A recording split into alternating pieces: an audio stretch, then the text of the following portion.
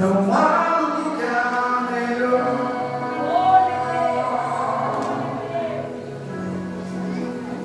Que lugar que eu sinto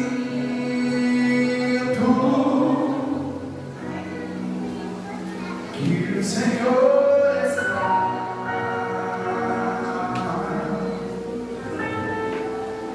Só nesse lugar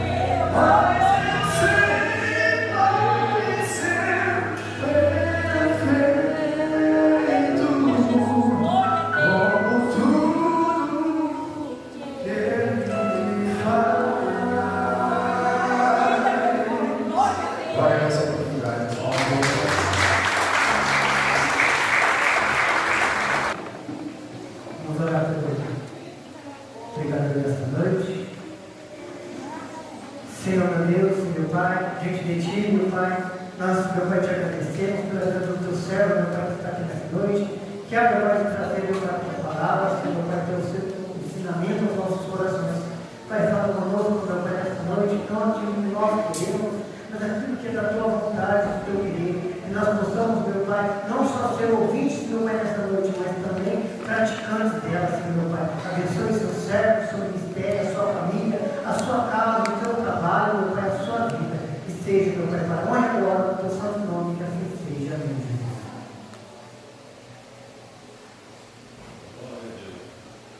Cumprimento todos os irmãos com a paz de Jesus. Amém? Amém. Podem sentar.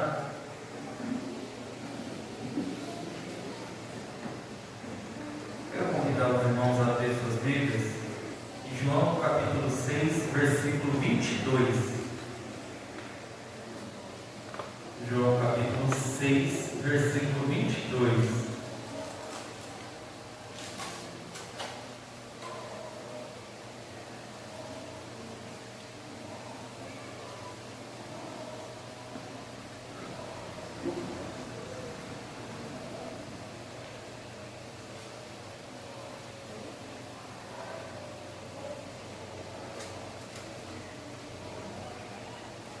Diz assim a palavra do Senhor. Nós vamos ler alguns versículos, depois nós vamos fazer uma pausa aqui e pular para o versículo de número 60. Diz assim: no dia seguinte, a multidão que ficara do outro lado do mar percebeu que havia um único barco e que Jesus não embarcara nele com os discípulos, mas que estes haviam partido sós.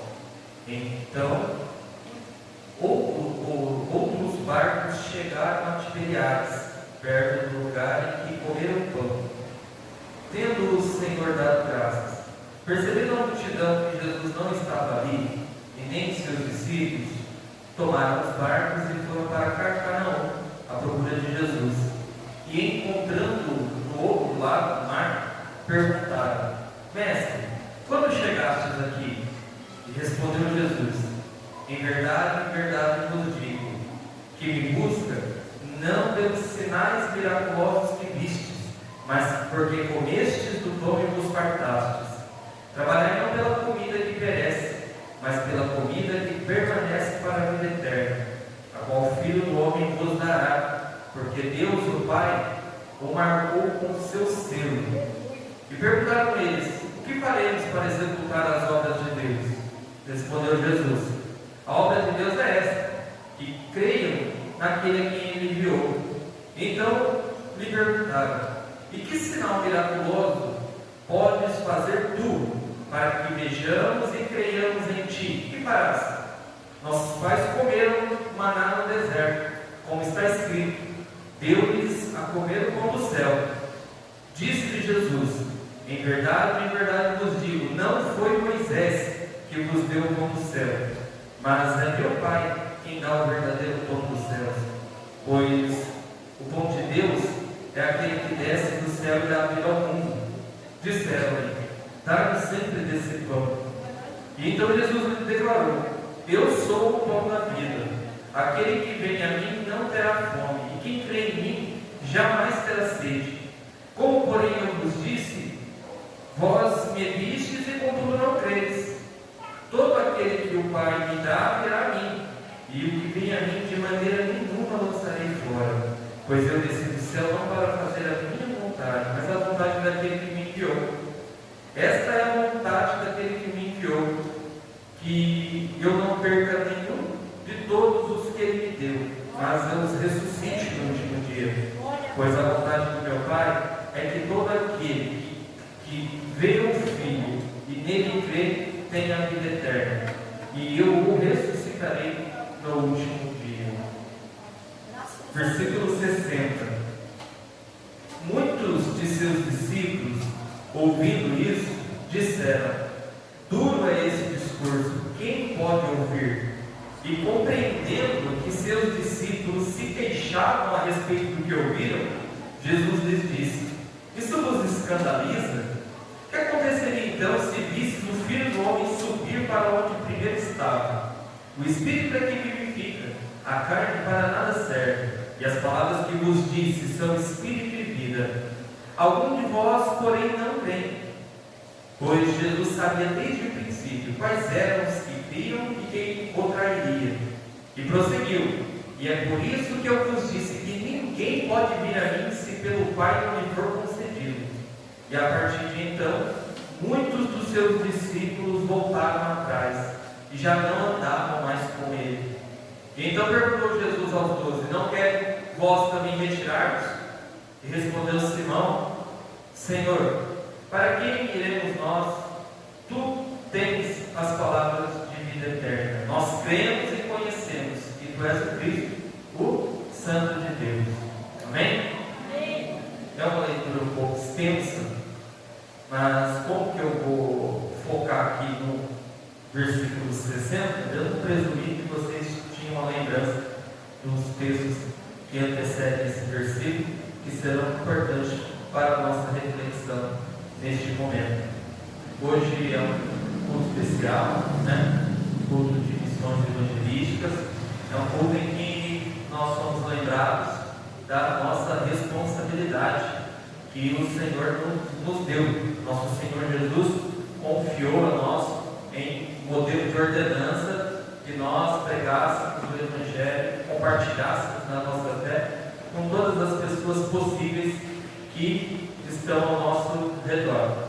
O apóstolo Paulo, na segunda carta aos Coríntios, ele diz que nós cooperamos com Cristo, no que ele chama de ministério da reconciliação, que por meio de Cristo e através da nossa pregação, Deus reconcilia os homens consigo mesmo, por meio do seu amado Filho e através do trabalho fundamental da sua igreja. É por meio da pregação da igreja que o Espírito Santo age e traz pessoas para junto de nós, pessoas que se convertem a Jesus Cristo. Esse texto que nós acabamos de fazer a leitura é um texto muito importante da palavra do Senhor.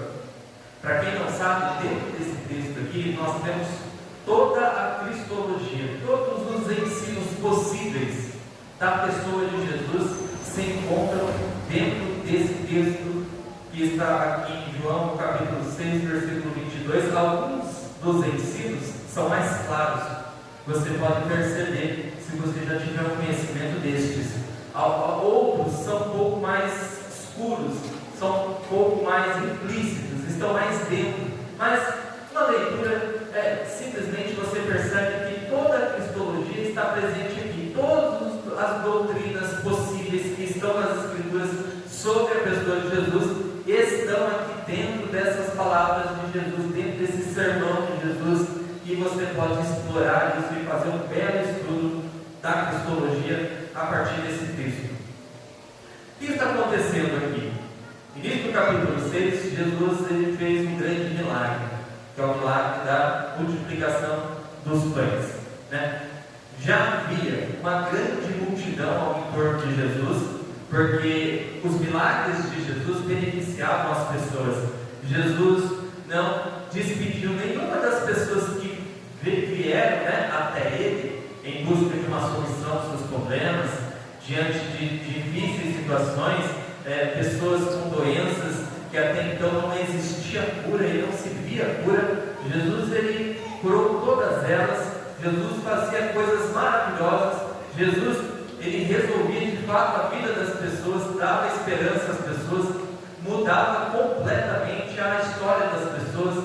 Jesus curou até pessoas que nasceram já com algum tipo de enfermidade, como nós temos relatos aqui de alguns que nasceram um cego de nascença, que foi curado pelas mãos do nosso Senhor Jesus. Então era normal que uma grande quantidade de pessoas o procurasse sempre ou estivesse ao seu entorno, porque se maravilharam, se fascinavam, Quem não é despertado a buscar ver, conhecer e entender, se você ficar sabendo de uma pessoa que de fato faz milagres, como foi a pessoa de Jesus. Não houve e nem haverá alguém, um ser humano, que fez tantos milagres, operou tantas maravilhas como foi o ministério de Jesus Cristo. E é por isso que as multidões estavam sempre ao seu entorno. Jesus bem sabia que, embora tivesse uma grande quantidade de pessoas observando as suas obras, até mesmo glorificando, se maravilhando, se fascinando, ele bem sabia que nem todas ali, de fato, eram seus discípulos. Nem todos ali estariam dispostos a ir mais do que foram por causa dele. Nem todos ali tinham boas intenções em seu respeito. Ele estava cercado de pessoas, mas ao mesmo tempo ele estava com que só, porque poucos eram os seus discípulos. E no início do seu ministério, depois daquela fase preparatória que ele passou sozinho, dos eventos do batismo, da tentação, ele começou a operar tantos milagres que ele começou a atrair a simpatia do povo. Ele começou a atrair essas pessoas. As pessoas começaram a procurá-lo sempre. E ele sempre fazia alguma coisa com o sentido de tornar-se conhecido de certa forma e ao mesmo tempo ajudar as pessoas que o buscavam e pediam a sua ajuda. Com o passar do tempo, além desses milagres, Jesus começou, segundo os relatos que temos nos evangelhos, a também iniciar um trabalho de ensino. Jesus começou a ensinar, falar de si mesmo, falar da sua mensagem, falar dos seus propósitos, falar de tudo aquilo que ele veio fazer, qual era o seu verdadeiro objetivo. Por algumas vezes ele falava meio que encoberto, mas com o passar do tempo, com o desenvolvimento do seu ministério, com o passar dos dias, ele começou a ser mais claro e abrir os seus reais motivos para com o povo. E dificilmente, quem não queria estar com Jesus e ser beneficiado pelas coisas maravilhosas que ele fazia? Dentre esses milagres, nós temos o milagre da multiplicação. Depois da multiplicação, uma quantidade, o que me parece ainda maior, de pessoas o procuravam. Por quê? Essas pessoas, de fato, se fartaram com a multiplicação dos pães e peixes. Jesus, fazendo esse milagre, fez uma coisa que não se vê todos os dias, principalmente naqueles dias. Alguém distribuir alimento gratuitamente, sem trabalho, sem esforço algum, de uma forma miraculosa. Perceba que a multidão foi à procura de Jesus, não achando. Jesus estava do outro lado do mar da Galileia. Eles atravessaram de barco as multidões, transpassaram toda a extensão desse grande lago à procura de Jesus. E quando o acharam, logo de imediato, Jesus, que conhecia os corações, não das pessoas, como nós conhecemos, os corações, conhecendo ele os corações, sabia a real intenção daquela multidão de pessoas que estavam ao seu entorno, estavam ali, que aparentemente diziam-se fascinadas e até mesmo o chamavam de mestre. Mestre, como diz no texto, quando chegaste aqui, a multidão estava à procura de Jesus, as pessoas procuravam Jesus, mas Jesus sabia o que as pessoas de fato queriam com ele. E o que Jesus diz à multidão: vocês não estão aqui, vocês não vieram me procurar por causa dos milagres, dos sinais que eu operei, mas o que despertou a intenção, a atenção e a intenção de vocês de me procurar, por quê? Foi a multiplicação dos pães. Foi porque vocês comeram pão e se fartaram. Jesus responde dessa forma aquela grande quantidade de pessoas que saíram à sua procura. E aí então Jesus começa a ministrar esse sermão. E não é um sermão qualquer. Jesus tem uma mensagem difícil de aceitar, uma mensagem desafiadora, porque o Evangelho, ele é isso. Ele é uma mensagem desafiadora. É uma mensagem que coloca a pessoa na determinada condição de dizer: eu aceito Cristo, eu recebo essa graça, ou nego. O Evangelho, o resultado do Evangelho é uma coisa ou outra, ou é aceitação, ou é rejeição. Então Jesus ele começa a falar de si mesmo. E a primeira coisa que Jesus da sua atividade a respeito do que as pessoas precisavam de fato procurar. Eles estavam ali por causa do pão, da comida que você come e depois tem que comer novamente, né? Mas Jesus ele diz para eles: não, vocês estão me procurando ou procurando a coisa errada no lugar errado. Vocês estão procurando uma coisa que vocês não precisam, que é necessário, mas não vai mudar em nada a vida de vocês.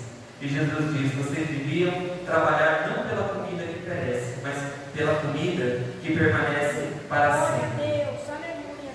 Então eles começaram a questionar Jesus, porque Jesus neste momento coloca os judeus em determinada situação de ter que demonstrar uma atitude de fé em relação a ele, porque Jesus espera isso, que os judeus creiam nele, que confessem fé nele. Mas na verdade a primeira coisa que eles disseram é: mostra-nos um sinal.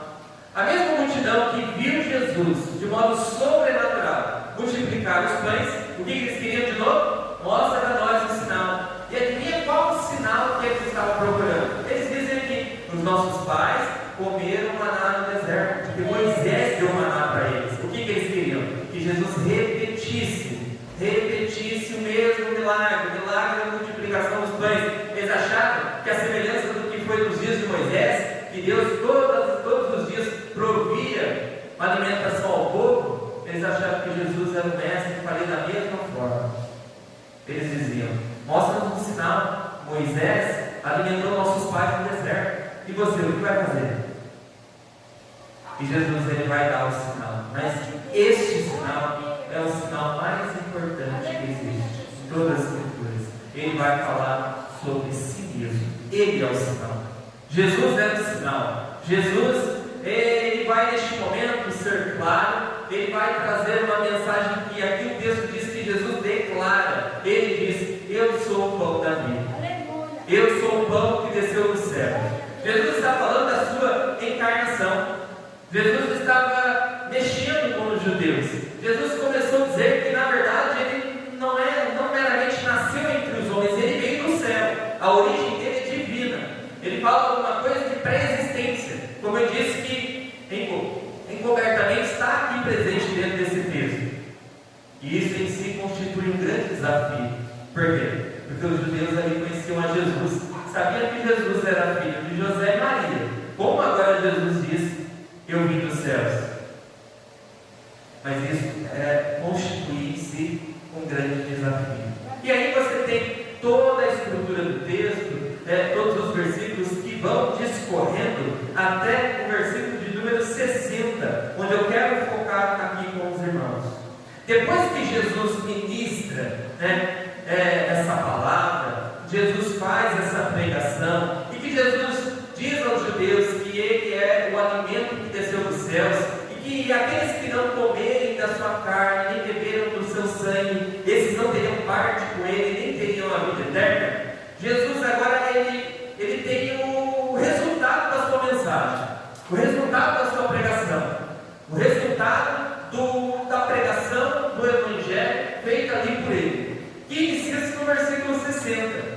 Perceba que Jesus não vai ter um problema só com a multidão.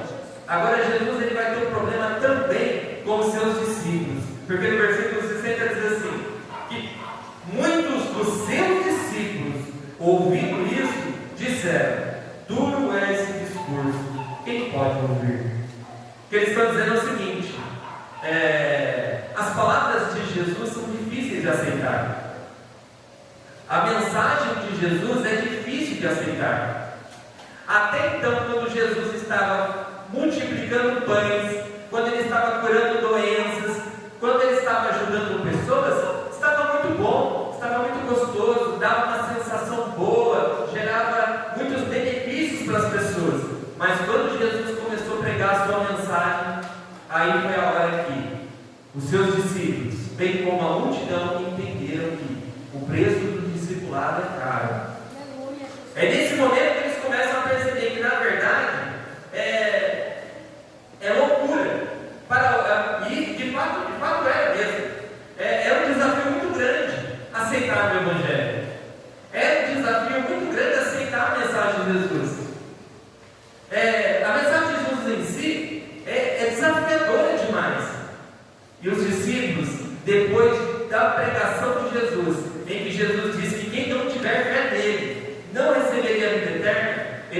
chegaram à conclusão de que melhor recuar. É melhor parar por aqui. Enquanto Jesus estava trazendo benefícios, todos estavam ao seu redor, fascinados e glorificando. Mas na hora que Jesus começou a apresentar as condições para o verdadeiro discipulado, a condição para os seus verdadeiros seguidores, os critérios que ele espera de todos aqueles que o buscam, aí as pessoas começaram a ver que na verdade Jesus poderia não ser uma boa ideia.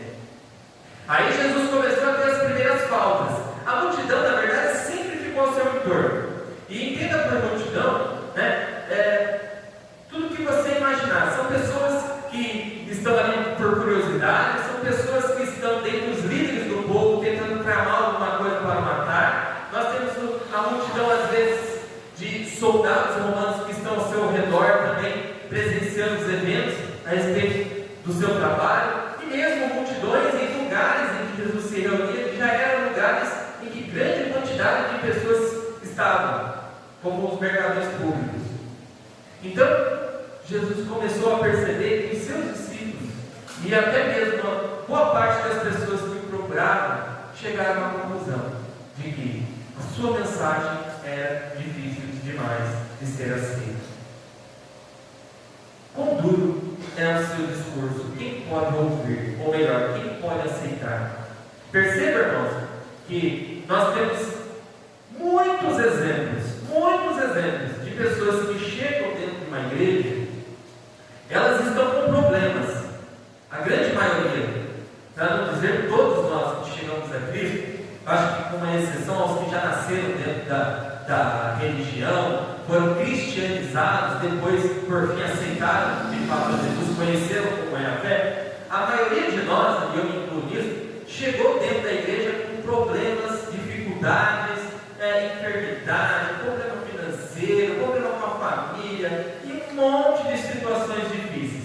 E nós vemos isso todos os dias. Entram pessoas aqui, todos os cultos entram pessoas aqui, às vezes nós mesmos ou outras pessoas com os mesmos problemas semelhantes, problemas do gênero humano, né? E quando nós falamos para elas que Jesus pode resolver os seus problemas, elas permanecem, elas buscam a Jesus, elas querem de fato, elas já vêm na verdade para a igreja porque tem certo grau de esperança que Jesus pode dar uma saída para elas, e de fato pode. Nós vimos que Jesus resolveu praticamente todos os problemas dessas pessoas que de fato vieram até Ele. Ele não despediu nenhuma delas sem fazer uma obra maravilhosa na vida delas. Agora, o que acontece é que, com o passar do tempo, essas pessoas entendem que seus problemas são coisas periféricas, são coisas que estão em segundo lugar, e que existem problemas maiores, que a maioria das pessoas não sabe, vão descobrir entrando aqui dentro, ou quando nós temos a oportunidade de falar, né, de pregar a palavra para alguém, nós explicamos para elas, existem problemas maiores, maior que uma doença é a doença do pecado, maior que os problemas familiares são problemas do pecado, maior do que qualquer situação é o problema do pecado e esse estado de inimizade com Deus, porque todo e qualquer problema pode ser resolvido, né, dentro da comunhão com Cristo. Agora, a questão é que estar em comunhão com Cristo, aceitar a mensagem de Cristo, aí está o desafio. Por quê? Porque enquanto Deus está nos beneficiando, nem todo mundo quer a igreja, né? Se falar que a igreja vai render prosperidade e resolução de problemas para as pessoas, todo mundo vai querer a igreja. Mas quando chegam e descobrem que o Evangelho de Cristo não fala sobre resolver problemas problemas do gênero humano, e que está centralizado, na verdade, em resolver um problema maior do que todos, que é o problema do pecado, as pessoas começam a chegar à conclusão de que é muito pesado. O fardo da igreja é muito pesado, eles chamam de fardo da igreja, né? As imposições da igreja, mas na verdade são as imposições que Cristo põe. Perceba como a multidão, ele está disposto a atravessar um grande lago, remando a barco para procurá-lo. Por quê? Porque ele estava estendendo as suas mãos, fazendo milagres. Mas na hora que Jesus começou a abrir a sua boca, ninguém mais o queria. Na hora que Jesus começou a dizer as condições, né? Ninguém mais queria. Na hora que Jesus começou a dizer para os judeus: ó, vocês vão ter que comer do meu corpo, da minha carne, e vocês vão ter que beber do meu sangue, senão vocês não vão ter vida em mim. O que os judeus fizeram? Aí não, aí é pedir demais. E aí começaram a ir embora e abandonar Jesus. E mesmo os seus discípulos que estavam ali, que já são chamados de discípulos, porque já o aceitaram, já estavam sendo discipulados, mesmo os seus discípulos, quando Jesus começou a abrir a sua boca, eles falaram: não, aí é pedir demais. Veja o texto disso, né? Muitos dos seus discípulos, quando ouviram, disseram: é duro esse discurso. Quem vai aceitar isso? Quem vai aceitar o que ele está pedindo? Na verdade, Jesus, quando ele falava de comer da sua carne, Jesus estava falando, né, de se identificar com a sua morte. E quando ele dizia beber do meu sangue, é evidente que ele estava falando de se identificar com a aliança que ele faria com o seu sangue. Ele estava chamando, na verdade, os judeus a identificar-se, né, a colocar fé na sua morte e na sua ressurreição, a crer nele. Jesus estava chamando fé, pedindo fé, creia em mim. E aí os judeus chegaram à conclusão: uma coisa é ser beneficiado por ele, outra coisa é se submeter a isso que ele está falando. Por isso eles chegaram à conclusão: é duro isso tudo. É duro. Não dá para aceitar.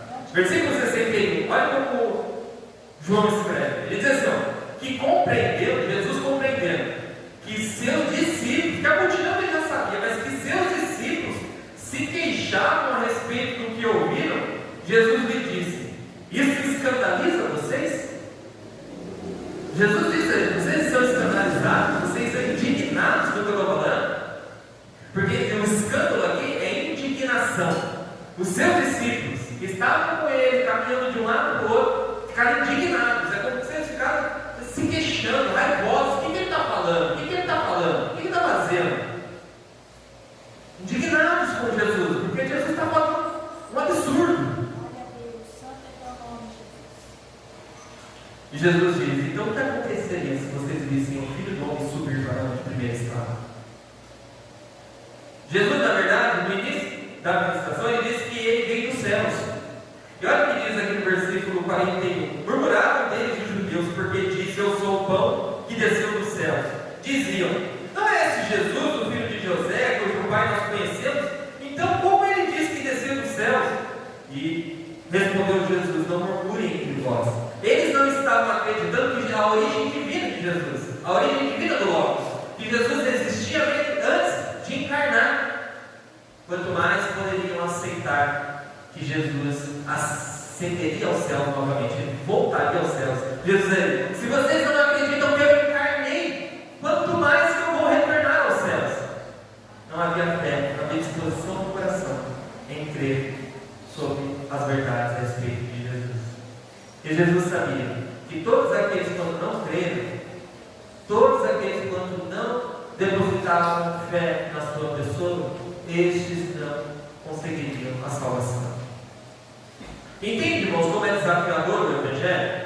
Entende que quando nós falamos para as pessoas: olha, vem, Jesus vai resolver o seu problema, olha, vem, que você está passando um sofrimento, vem que Jesus vai resolver o seu problema, olha, você que está sem dinheiro, né? Vem que Jesus vai resolver o seu problema, você é endividado, vem que Jesus vai resolver o seu problema. Mas na verdade, nós não encontramos nenhuma dessas verdades que são chamadas por nós, apelidadas por nós de Evangelho ou pregação da igreja, como a pregação de Jesus.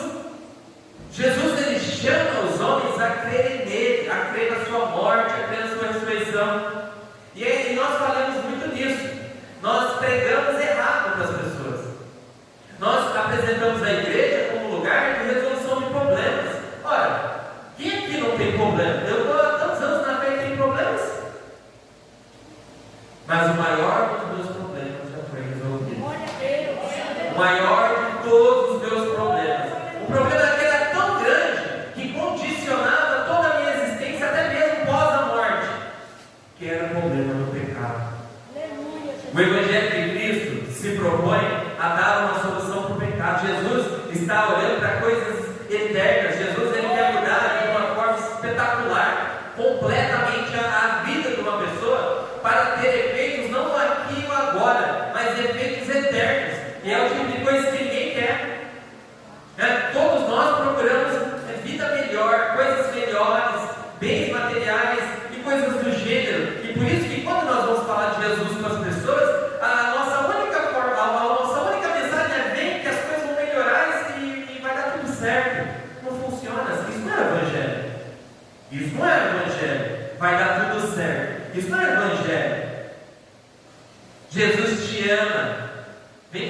Isso não é evangelho. Você nunca ouviu o evangelho. Isso não era a mensagem apostólica. Isso não foi a mensagem de Jesus. Olha que nós estamos falando do povo eleito. Os judeus foram eleitos por Deus. E eles chegaram à conclusão que o ensino do verbo encarnado, o ensino do próprio Deus encarnado, não dava para aceitar. Era duro demais, era pesado demais. A questão é, nós precisamos, eu acho que esse momento é o momento de nós olharmos mais as necessidades essenciais das pessoas.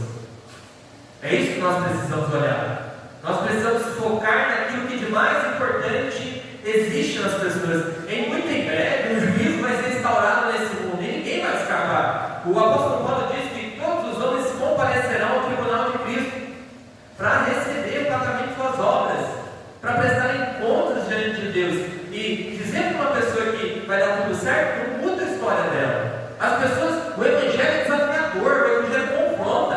O evangelho só fala de duas coisas: morte e ressurreição. Quando ele diz a respeito da morte, ele diz que porque Cristo morreu por causa dos nossos pecados, ele nos chama a morrer com ele. E essa morte é o abandono dos pecados, é morrer para o velho homem, é morrer para o pecado, é abandonar a vida de pecados. É uma morte completa. E quando ele fala da ressurreição, ele nos chama a uma nova vida, a uma vida de justiça. Não é uma vida melhorada, é uma vida regenerada, uma vida nova. E aí sim, o novo homem que nasce em Cristo Jesus, ele começa a entender que esses muitos problemas que ele tem não são nem de perto o grande problema da existência dele. Porque o problema é assim: você tem hoje, amanhã você não tem. Hoje é uma coisa, amanhã é outra. Isso é do gênero humano, né? Todas as pessoas têm problemas. A Bíblia fala até dos animais têm problemas. Imagina como as coisas estão. Pois é. Agora, nós como seres humanos, nós temos um problema gigante diante de nós, que é o problema do pecado. E só o Evangelho de Cristo pode mudar a vida de uma pessoa. Só o Evangelho de Cristo pode transformar a vida da pessoa. Você pode ter um bom exemplo, e o seu bom exemplo pode trazer uma multidão aqui, mas só o Evangelho pode salvar essa multidão. Porque muitos homens são conhecidos aí por ter bom exemplo e nem cristãos são. Porque a palavra bom exemplo ela é relativa. Agora, o Evangelho não é relativo. O Evangelho não é relativo. O Evangelho é uma mensagem única e direta. E é essa mensagem que Jesus pregou e que ninguém queria. Porque Jesus estava chamando esses homens: vocês precisam crer na minha carne, porque eu vou dar a minha carne em favor do mundo. Vocês precisam crer no meu sangue, porque eu vou derramar o meu sangue em favor do mundo. Jesus estava falando da obra reconciliadora. Jesus estava falando do seu sacrifício. Jesus estava falando da sua entrega. E essa é a mensagem que a igreja herdou como mais precioso que o ouro. A mensagem mais importante desse mundo, né? Você abre os telejornais, você abre as mídias sociais para saber os últimos acontecimentos do mundo, né? Mas a mensagem mais importante, o acontecimento mais importante já se deu. Historicamente, foi a obra que Jesus realizou na cruz do Calvário. Essa é a mensagem que nós devemos pregar. Nós temos que parar de mentir para as pessoas, né? Muito do que a igreja ensina é mentira. Por que ela é mentira? Porque ela não é o centro da questão. Porque ela não é uma mensagem clara que dá às pessoas a possibilidade de serem salvas, né? Nós gostamos de convidar as pessoas na igreja. Isso é muito importante. Você tem que fazer isso todas as vezes que você tiver a oportunidade. Mas mais do que convidar, é poder ter a oportunidade de pregar para essa pessoa. Porque convite não salva ninguém. Convite é importante, não estou dizendo que não é, mas convite não é o Evangelho. Nós somos orientados, e eu não estou falando pela igreja, não estou falando de modo geral, a chamar as pessoas: vamos lá na igreja, porque lá na igreja você vai ouvir uma mensagem. Nós não precisávamos disso. Não é assim que faz. As pessoas não se faz assim. Jesus, você não vê nenhum apóstolo, você não vê isso em momento nenhum da história. Se você estudar um pouco da história antiga da igreja, você nunca ouviu falar dessas coisas. Nunca se falou. E coisas assim são substituídas pela pregação do Evangelho. Os discípulos atuavam de um a um, e eles já falavam quem era Jesus e quais eram os objetivos os benefícios da sua ressurreição. E de imediato, quando tendo esse contato, já falavam essas coisas. Elas não pegavam as pessoas e diziam: vamos lá para a igreja, lá o pastor vai estar lá e vai ensinar isso, vai explicar isso. Ou vai ter um pregador lá, o pregador vai explicar essas coisas. Não existe isso. Esse não é o chamado da igreja. Não é a responsabilidade da igreja. Nós somos chamados para pregar o evangelho às pessoas, falar da fé às pessoas.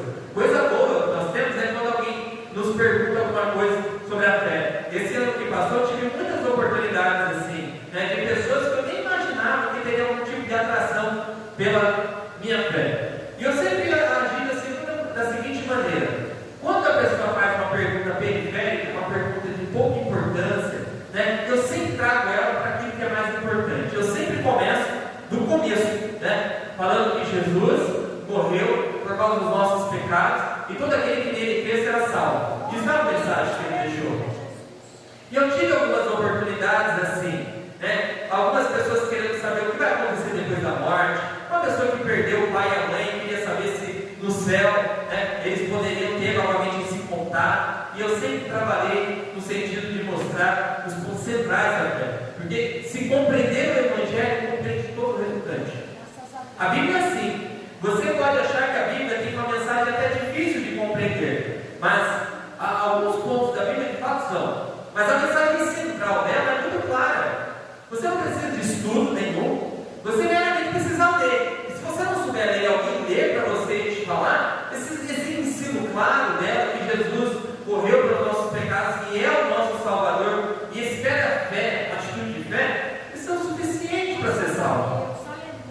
Porque o que salva é o Evangelho, não é? Ou não?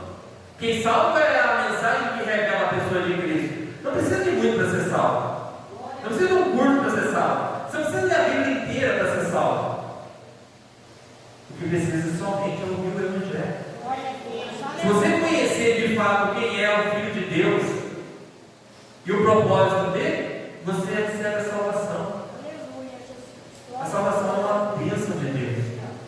É uma dádiva divina. Só que precisa da aceitação. E aí é o desafio. Porque quando Jesus começa a falar da sua morte, e a pessoa sabe que a morte conclusivamente impõe sobre mim a morte para os meus pecados, é aí que está o desafio, as pessoas não querem. Mas a grande realidade é que, aceitando ou não Cristo, o julgamento vai acontecer. E muitos vão ter que prestar conta diante dele. E percebe, irmãos, nós sabemos que Deus ele tem um amor imenso ao mundo, de forma que ele deu o seu único filho, né, para a salvação. Ele deu um meio de justiça para os homens. Mas veja o que diz no versículo 66. A partir de então, muitos dos seus discípulos voltaram para trás e já não andavam com ele, por causa das coisas que ele falou. 67. Então perguntou Jesus aos 12: não quereis vós retirados também? Jesus de fato ele deseja salvar as almas. Essa é a vontade, e ele mostrou isso, ele deu prova do seu amor. Mas Jesus, ele faz isso mediante a condições. A condição é arrependimento de fé.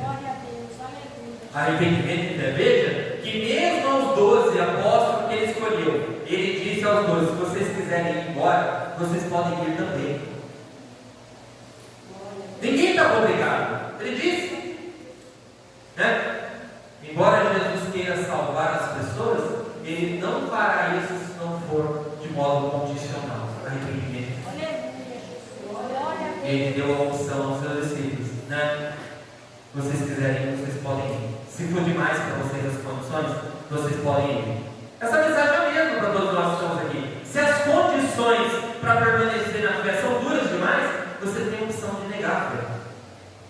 Nunca foi proibido negar a fé. Em nenhum momento. Isso é, diante de Deus, é lamentável. É um pecado. Mas as pessoas têm a liberdade de escolha. Agora, os que querem ficar com Jesus, eles respondem assim como Pedro respondeu: Senhor, para quem? Para que outra pessoa? Para onde iremos nós, se só tu tens as palavras de Deus? Essa é a confissão salvo. Não tem para onde ir. O salvo ele não vê duas opções, não vê dois caminhos, né? Não vê dois modos, ele só vê um. Não tem para onde ir. Então Pedro sabia, e os apóstolos sabiam, que era parte do discipulado, era o preço do discipulado a aceitar essa mensagem dura, se submeter aos ensinos de Jesus, se submeter a tudo aquilo que ele estava impondo. Eles sabiam que era a única condição, era o único caminho. Eles não tinham que fazer, ou abandona tudo, ou segue Jesus como tem que seguir. E foi o que eles fizeram. Nós não vamos embora. Muitos foram, né? E hoje nós temos um comportamento social, um fenômeno social, né, que eles falam que é um tipo de debandada. Quando alguém faz uma coisa, as pessoas que estão ao seu redor são influenciadas a fazer o mesmo. Às vezes você está no sinal, o sinal está vermelho, você vai, para no sinal, né, consciente de que você não pode passar. Mas às vezes você está chegando, o farol está vermelho, mas por acaso alguém passou. Aí você diz assim: não, vou passar também, e passa. Por quê? Porque se sente influenciado. Os discípulos eles não se sentiam influenciados. Eles já estavam, neste momento, nesse início dos seus ministérios, do seu discipulado, já estavam convictos, eles já estavam prontos, eles já estavam decididos, mesmo com muitos erros, muitas falhas ao longo do percurso da vida deles, eles sabiam, é o preço do discipulado. O sofrimento é o preço do discipulado. A negação, negar a si mesmo, é o preço do discipulado.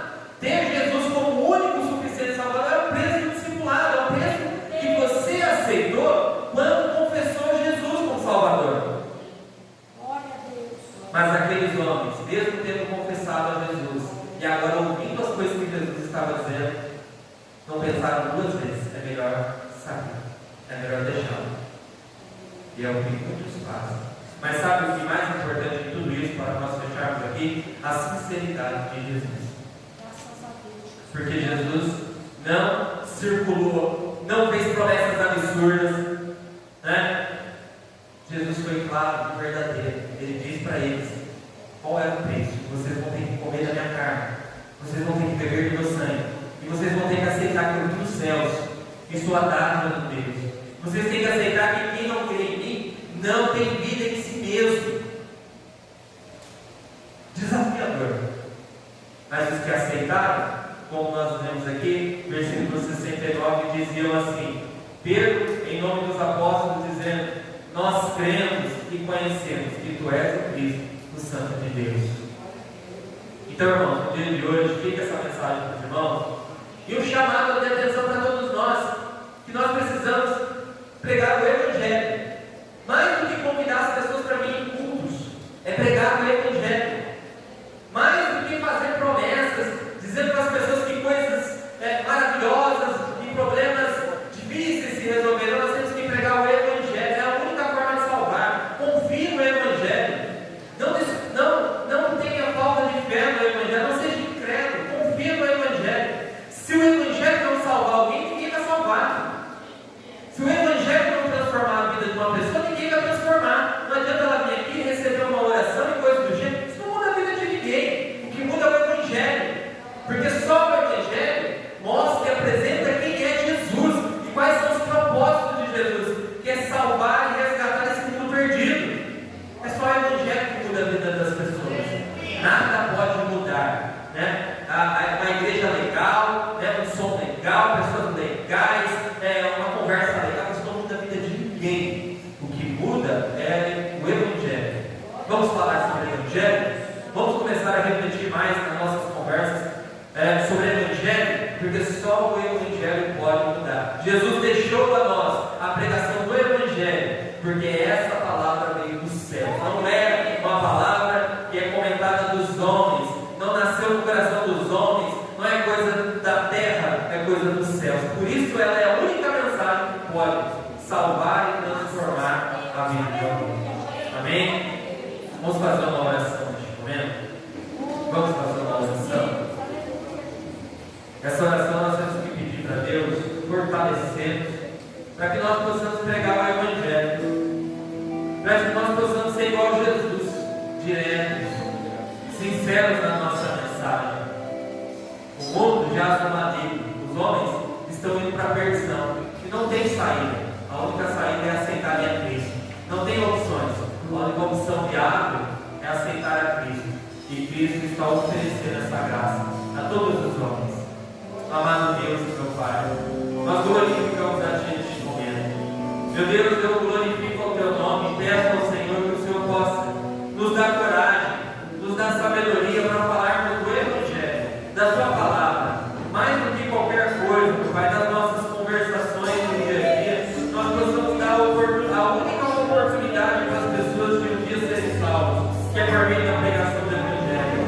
Nós sabemos, meu Pai, que muitas pessoas não vão vir aqui, não vão sentar nessa cadeira para ouvir uma pregação, mas elas podem ouvir a pregação do Evangelho, que vale mais do que os nossos exemplos. O Evangelho é uma mensagem que vem dos céus, gloriosa, que fala do exemplo maior, que é o exemplo do Senhor, meu Pai. Nós pedimos a Ti, nos dá força, saúde e vigor para falarmos mais sobre o Evangelho.